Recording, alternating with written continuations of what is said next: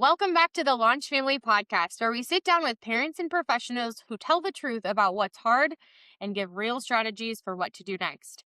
I'm your host, Jessica Shelley, mom of 7, former educator, and co-founder of LaunchFamily. Today's episode is one I want every parent to hear before they hit a breaking point. My guest today is Dr. Sue Cornbluth, a certified parenting coach with a doctorate in clinical psychology and a specialist in one of the most painful family experiences there is, parent-child estrangement. Dr. Sue's work sits at the intersection of psychology and practical parenting strategy.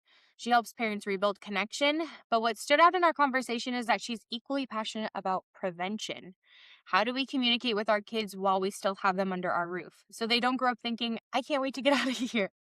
So, we're going to talk about the emotional climate of modern parenting, stress, anxiety, reactivity, and how the way we show up online and in conflict often reveals the exact patterns that break connection at home.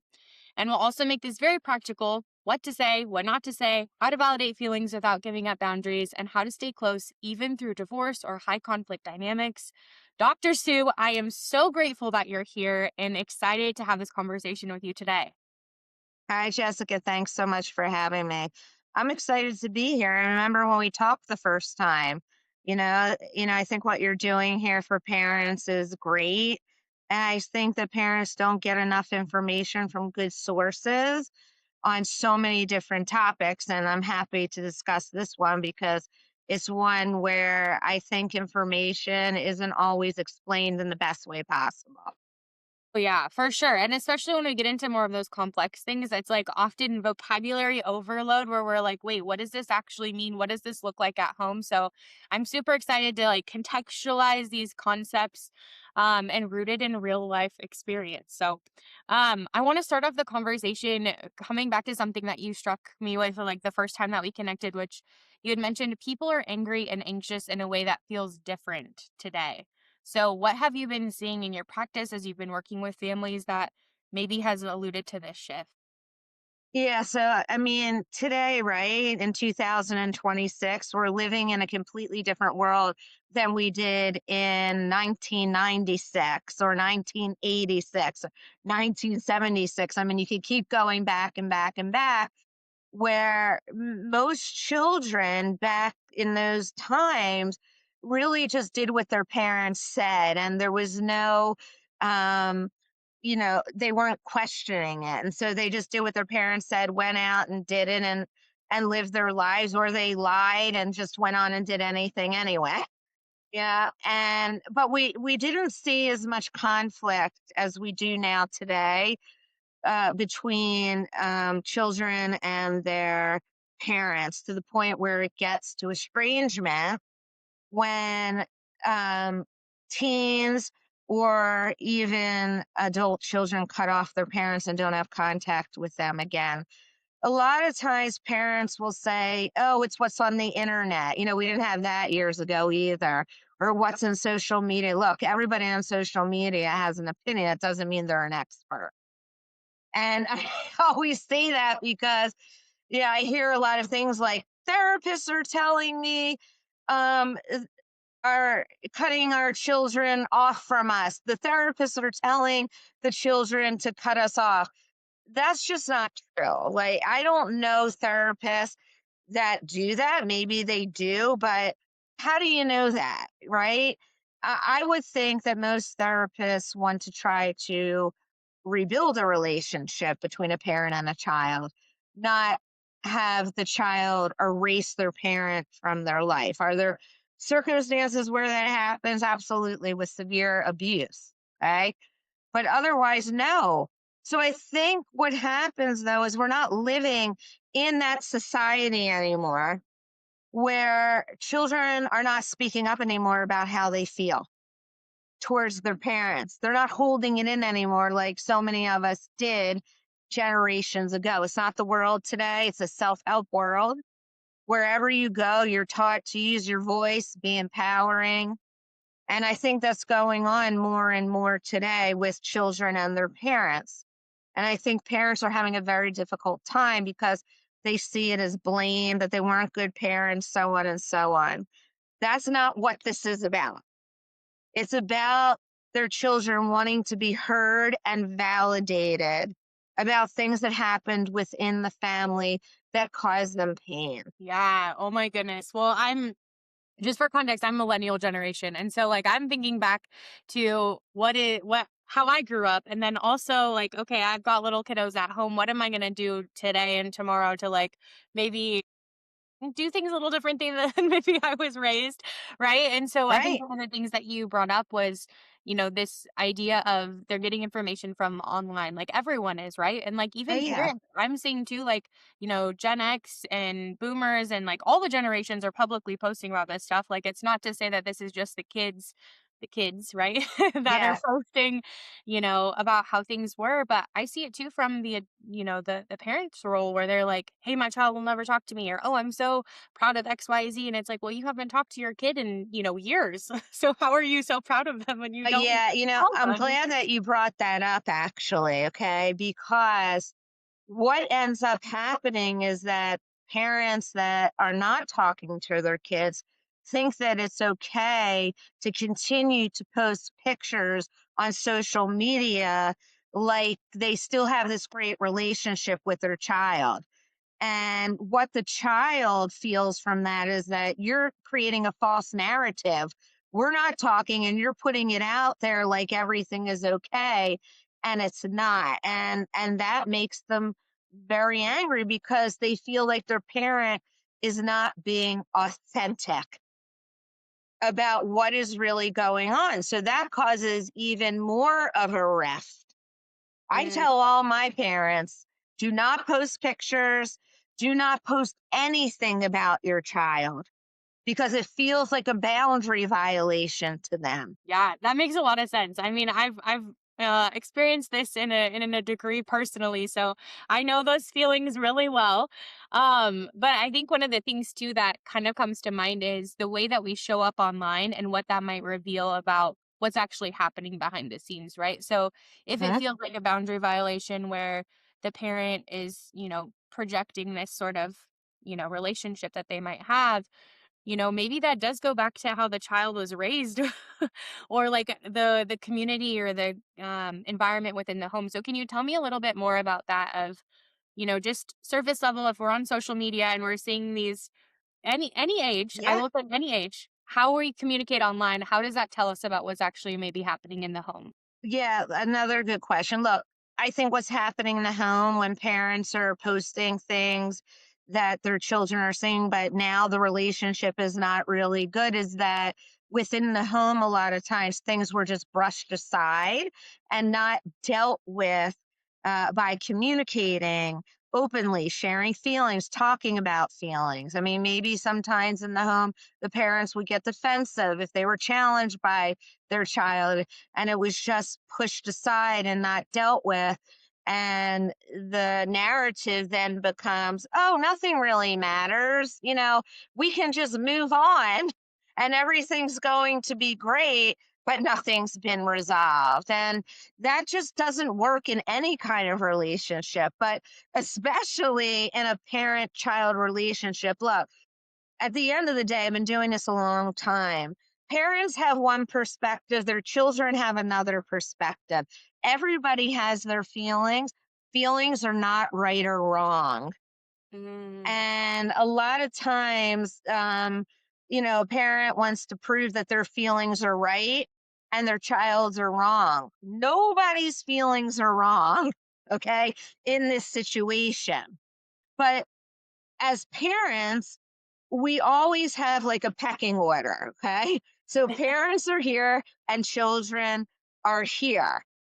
The parents' role traditionally is to care for their children, protect their children, take care of their children, meet their children's physical and emotional needs. That doesn't change. They're always your children. Just because they become adults, the relationship changes and they want to be treated more like adults.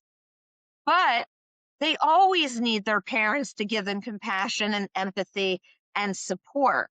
That never changes. I'm 52. My mother's 81.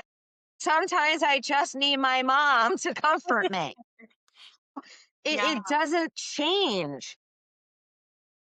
It's not, it's a place where the both of them have to come together to resolve these conflicts, but it has to come from the parent because it's the child who's underneath the parent that is having the issues with the parent.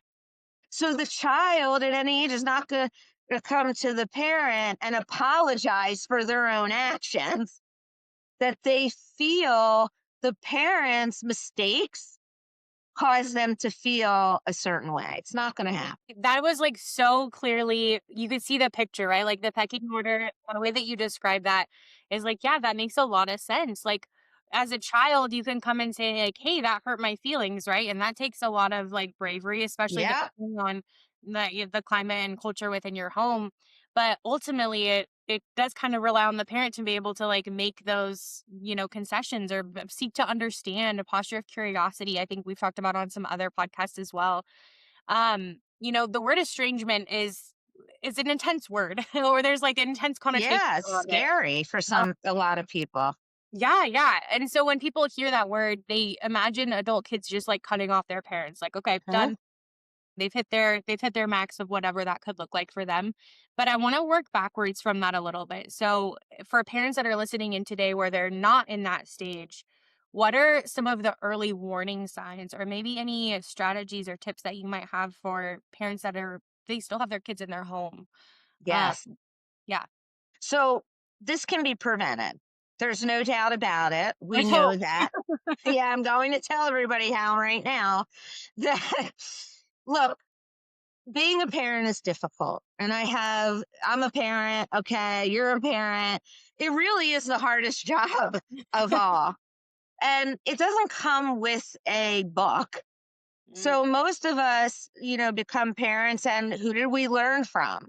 Our parents. So to me, this is a generational pattern. If you were a kid that grew up and you didn't feel heard in your parent by your parents, you're going to parent in a way, even if you promise yourself you're not going to be like that, in a way where it's probably very difficult for you to provide your child with that comfort and the empathy that they need because you never got that. And as much as you want to do it, it just doesn't come out if it's not natural.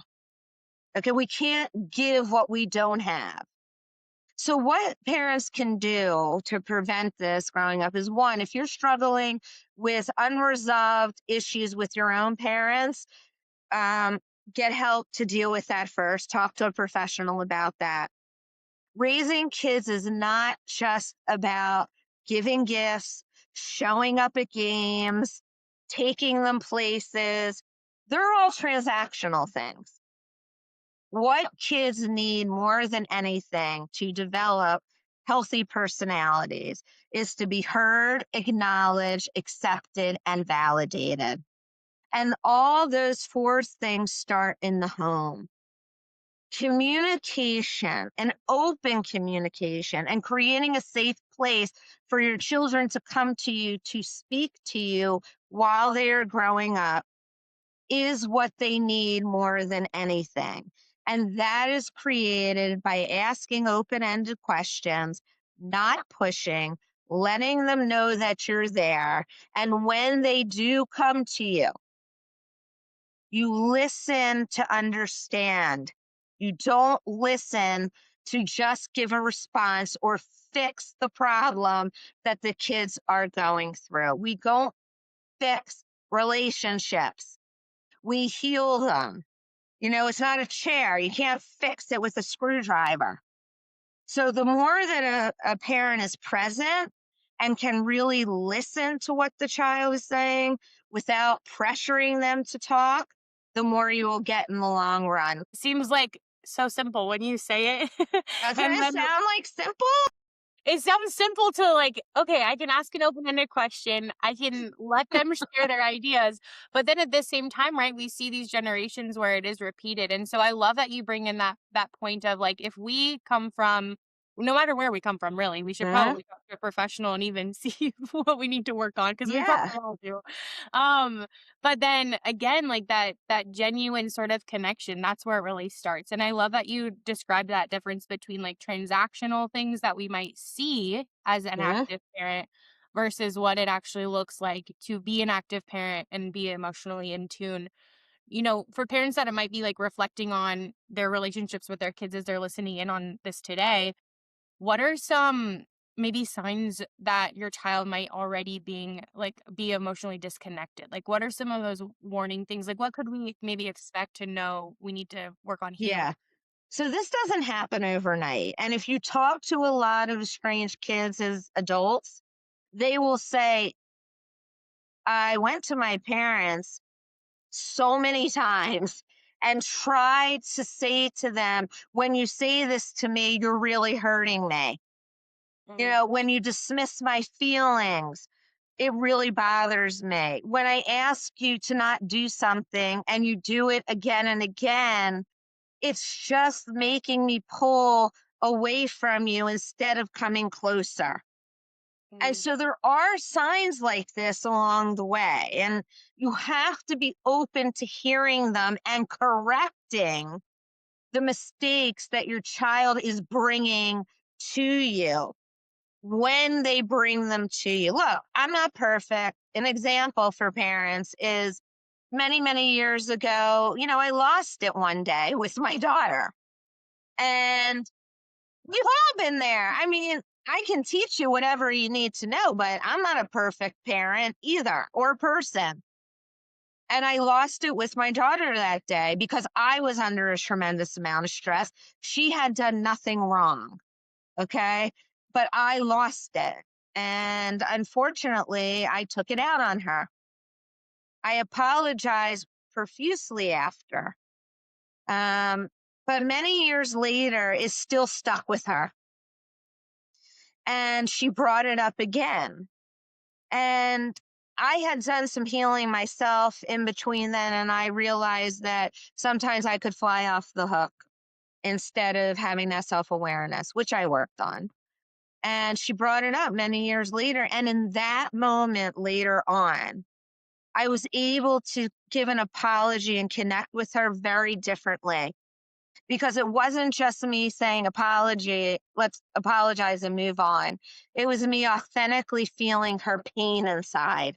That day when I yelled at her, I did not present myself as safe to her. And I talked to her about that years later. And I apologized and I said, I did not make you feel safe. I understand that. I feel awful inside about how you felt from my actions. And I promise you, I will not raise my voice like that again.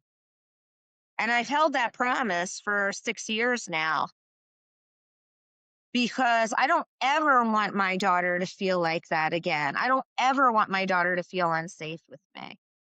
Now, that conversation that we had 6 years later really changed the dynamic between us. And now we're closer than ever, and she tells me everything. So it's about being genuine and authentic and taking accountability with your children. It makes all the difference. And my daughter's a young adult now. You can do this. Parents can do this, but you've got to do it while they're in the home with you. mm. Taking responsibility for your mistakes as parents help your children to regain trust with you. I love that you put that as like regain trust, right? Like that's the healing part. And also Yep. you did work. Like you saw that, you know that it didn't feel good. You did the work, you made amends and you were able to move forward. And I think, I speak for probably most of our listeners, but there's all moments that we can reflect on as parents and we're like, oh my goodness, I can't believe that I did that. Of course. I mean, we're Who not I would have known, perfect. right? Yeah, we're humans. I might Um, be a parenting expert, but I'm sure not a perfect parent. The perfect parent is the one who does the work and makes amends when we make a Yeah, mistake. that's right. There you And go. that is what will prevent estrangement. Doing the work on yourself and then communicating your mistakes to your children and taking accountability for them.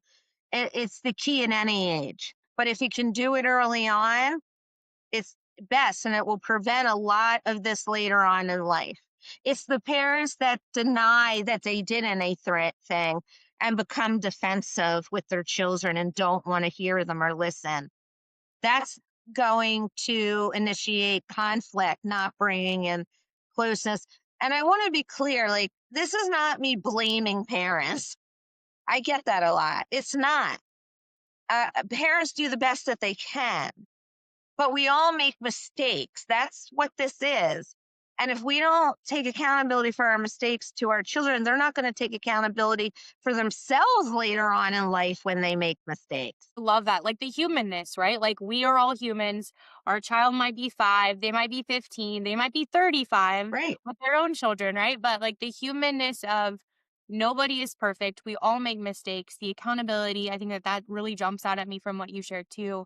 And coming back to something that you mentioned earlier in the podcast, which was that like this is generational, right? So you have the power as a parent to change the generations for how your child is going to be a parent, right? And we can make those improvements and that will affect our grandkids and maybe your great grandkids like down the line, right? Like that's That's so right. inspiring. See, the parents that come to me, a lot of them are at a breaking point. But a lot of them say to me, I don't want to repeat this generational trauma.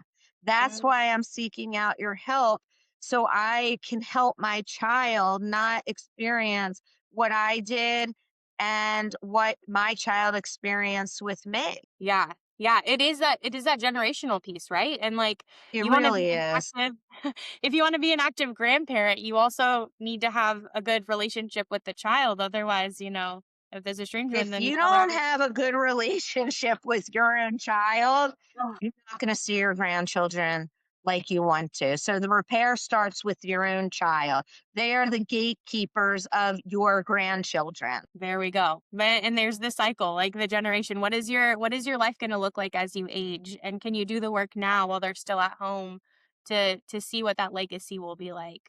Yeah, That's a great like positioning, I think too. I want to talk a little bit more about some additional like complex, situations, which sure. is like a co-parenting, divorce, or high conflict situation. What are some of the most common mistakes that parents make during a divorce that unintentionally might push kids away? Because they're going through a lot of stressful situations, life changes. Hmm. The kids are ultimately going to be affected no matter what. Yeah, we might be here till tomorrow if I list all of them, but I will list the top ones, okay? Yeah, yeah, yeah. Look, one of the major things is that your divorce is between you and the person you're divorcing. So it's between you two as adults, but at the end of the day, your children are involved in the divorce too.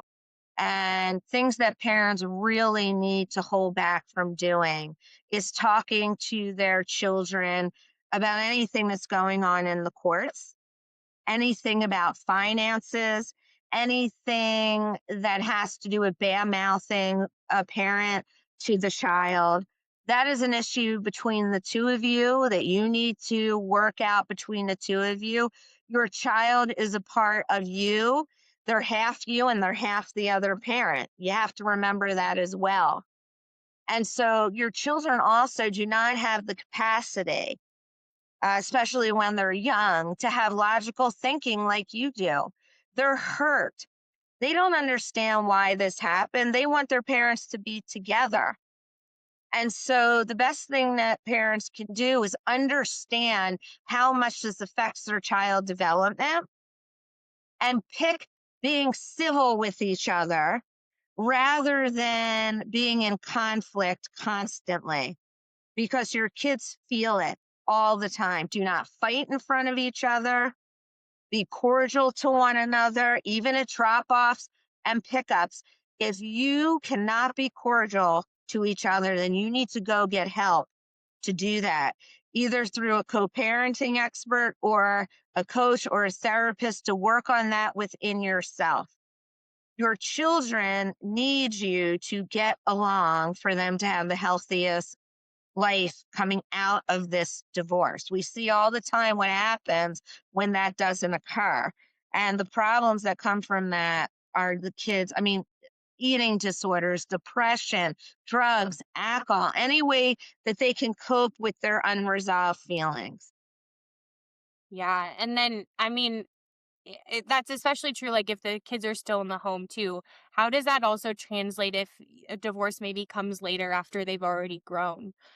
Or how does that actually transfer from, hey, the child is 0 to 18 living at home to now this affects their adult relationship with either parent or both parents? Right. So, while they're in the home and they're younger, going back and forth from house to house is so difficult for these children because all they want to do is find a sense of belonging somewhere. And a lot of times children like to remain in the original home just because it feels safe to them. That doesn't mean that they don't want to see the other parent. But what continues on in their adulthood and even later in life is that sense of belonging. Okay. And that goes on throughout their life in other relationships that they're in, that they want to create this sense of belonging. Later in life, if your parents get divorced, it's very different. But that is not a time because your child is now an adult to have them pick a side either. It is best to tell your children, we are getting divorced, but I want you to have a relationship with both of us. We still care about you. We're just going to be a different kind of family now. And, it's not good to use your child later in life as your therapist, your friend, your confidant, or anything that is going on within your divorce with the other parent. They don't want to be used as that. And they're not there to take care of your feelings. That is not a child's role. So that's how it looks later in life, usually. There we go. A child is not there to take care of your feelings. Like, oh my goodness, that can Nope. be like a bombshell too, right? Like Yep. I think too, especially with the disconnect that we see because of social media, probably where our villages are shrinking. The people that are Mm-hmm. in your village or within your walls, maybe. Yep. So maybe you're more inclined to have those types of discussions that we wouldn't ordinarily have had, right? Like instead of going outside, our kids going to play outside or in the neighborhood, they're maybe at home with us and we're like, oh man, at least I can talk to them, right? Like it just becomes the default. So I love that you bring that up, even outside of the context of like a split household, like just realizing that parent dynamic Yeah. is so In helpful. intact families, it's not the child's responsibility to take care of their parents' feelings. I mean, there comes a time in life, right, as we get older, and then your parents get sick. I mean, that's a time where you do step in and really take care of them physically and somewhat emotionally because they're sick. But otherwise, children are not here to take care of their parents' needs. Parents are here to take care of their child's emotional needs. That's the structure, everybody, like it or not. And And end the podcast there. That's all you need. that's it. I'm just kidding. I mean, the bottom line is like, if you really do follow what I'm saying, I'm not like making this stuff up. I'm not trying to sell anything. This is like how relationships work. And if you follow these things that I'm saying and you live your life in this way, you will have great connections with your children, with your friends, with family members, and that's how you can create great relationships. We're full of tips today, Doctor Sue. You got us like I'm like, I don't even know where to go next because I'm on like 10 different tangents in my head at the same time. So I do give a lot of nuggets. it's I've been so good. told that. You do, you do. I can't wait for this to come out and everyone to hear it. Because it's like, okay, can we take notes? I don't know. We might need a transcript or summary that they can just It's download. okay. This is so good. Um, but I do want to like circle back to something that you said at the beginning, which was like these kind of key skills when it comes to communication and connection. The key skill set. So acknowledging feelings, validating, not dismissing, the trust and emotional safety. What does that actually sound like in real life? Like, do you have any phrases or can you give us any examples that contextualize that within the home? Yeah. So, one thing that I think is very important when your kid comes to you and shares with you that they're upset about something, there's one word that I don't care for when a parent is trying to apologize to a child. and it's if. I hate that word if, okay? I really don't like it. Because when you say, I'm sorry if I upset you, no, that's dismissive. I'm sorry I hurt you. That's definite and that feels validating to somebody. Because I'm telling you that you did hurt me, that your actions did hurt me, whether you believe it or not. So it's not that if you hurt me, that's an excuse, but you did hurt me. So just say, I'm sorry I hurt you. Okay, that's one great thing. When you're having a conversation, do not use the word you did this or you did that. You is a blame word. And when you're talking to your child, you do not say, but you did this and you did that. That's two kids having a conversation. Okay. That's not an adult and a child having a conversation. Take these moments and make them teachable. Okay. Instead of making them defensive or blame. Ask them, how could you have handled this differently? And then you could say to them, if they say, I don't know, then you can give an example.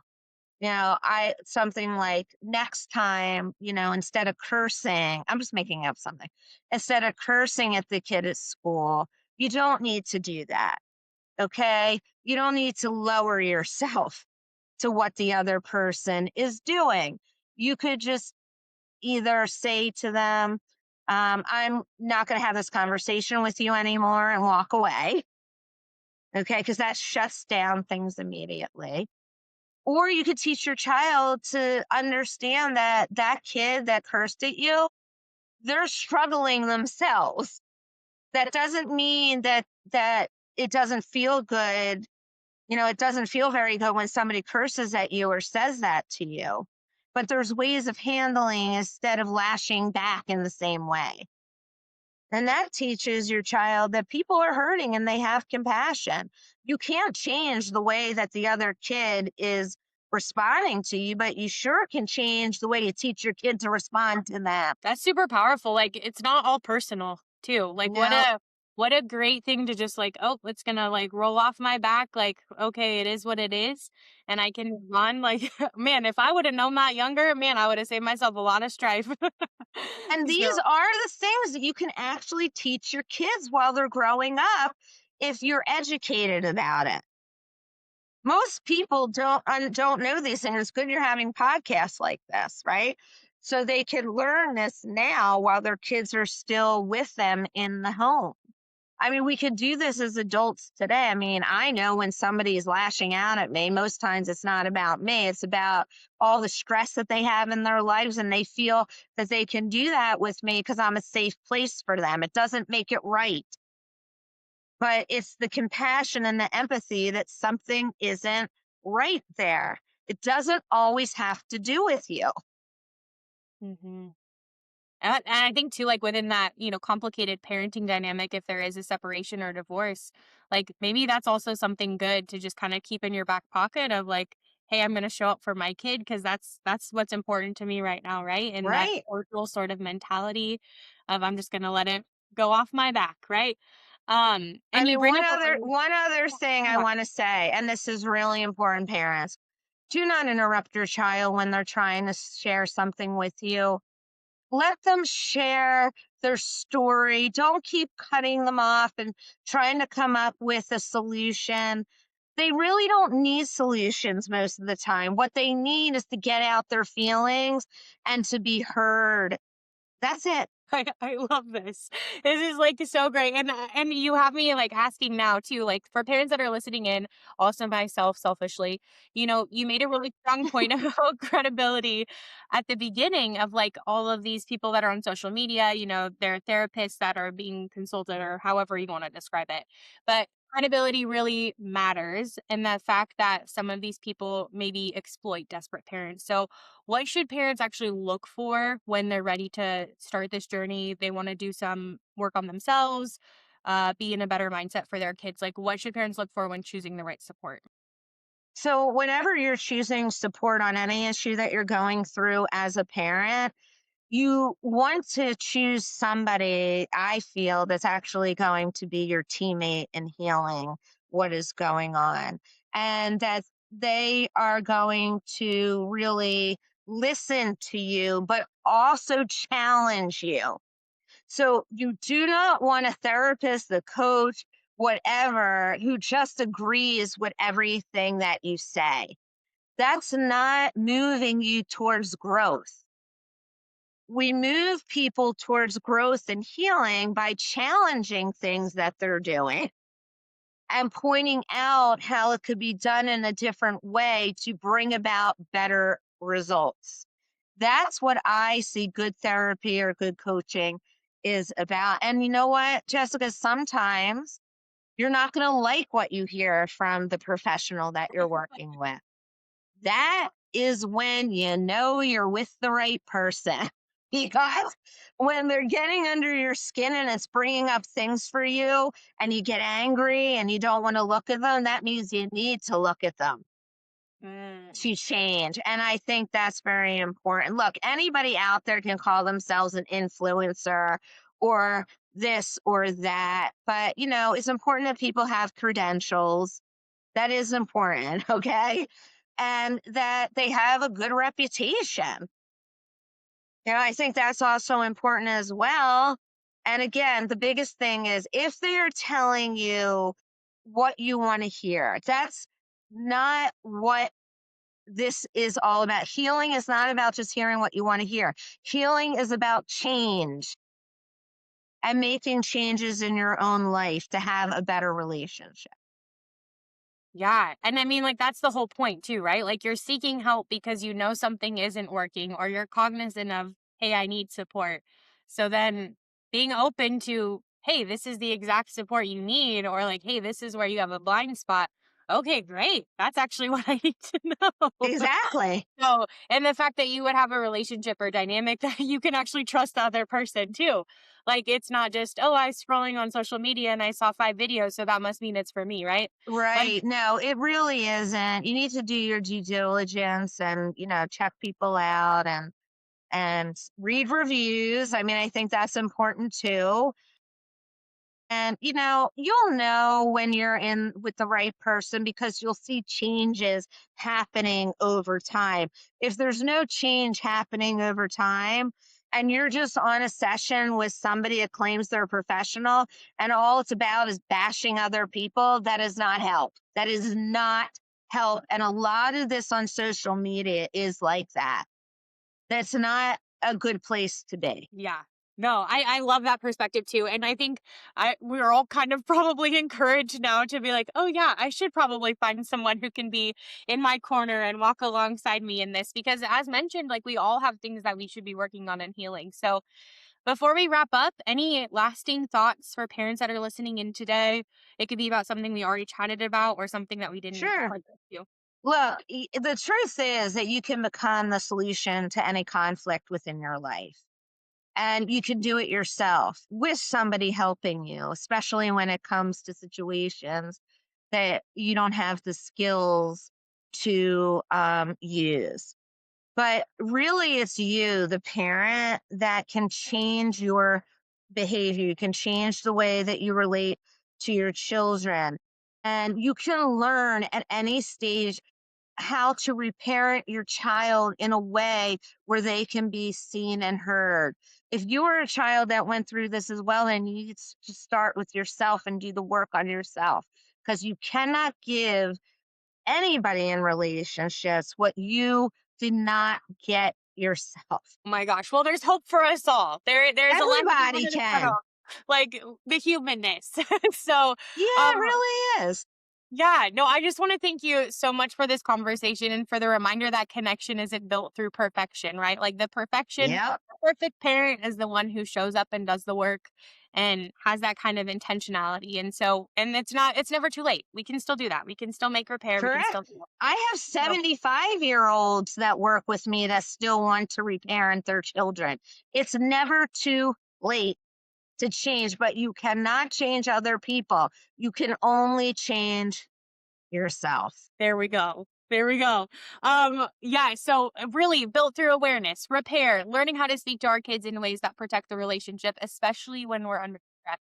You shared your story today with us. Yeah. So, parents, if you're listening in and you're in a hard season, maybe it's divorce, maybe it's conflict, maybe it's disconnection, or just like the constant overwhelm of modern parenting, let Yeah. your your encouragement that you still have a window. It's never too late. Dr. Seuss said it all today. So, there's Never still too late. time. And the small shifts is how you can communicate today that can change the entire trajectory of your relationship tomorrow and the generations that are coming.